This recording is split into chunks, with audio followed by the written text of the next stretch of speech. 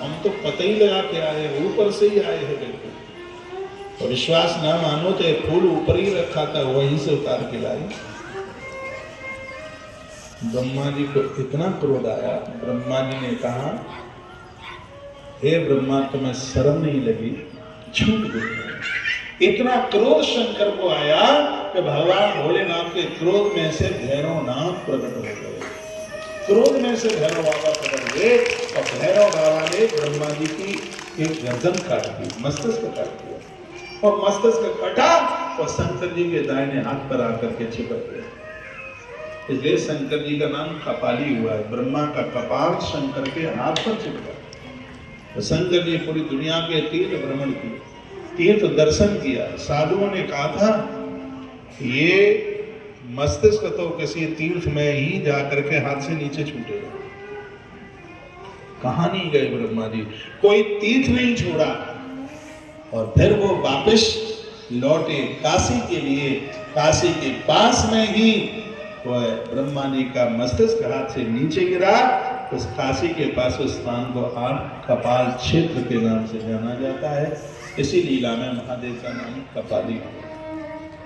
कहते हैं कि कपाल क्षेत्र ऐसा है कि ब्रह्म हत्या जैसे महापातक दूर हो जाते हैं तो काशी का दर्शन करता। आप लोग बड़े बड़भागी, यहाँ से काशी दूर नहीं है, हम लोगों के यहाँ से बहुत काशी दूर होती है। प्रलय में भी काशी कभी समाप्त नहीं होती, ये काशी की बहुत बड़ी बात है। प्रलय काल में भी काशी समाप्त नहीं, शंकर इसको अपने त्रिशूल के ऊपर संभाल के रखते हैं। लोगों को प्रत्येक वर्ष काशी जाना चाहिए। नंद बाबा भी हर साल को उज्जैन और काशी जाते हैं। काशी की इतनी बड़ी महिमा, काशी के महादेव बहुत अत्यंत भांडेश्वर है। यहाँ करोड़ों करोड़ों शंकर जी की पिंडियां तिल स्वरूप में है, तिल के बराबर।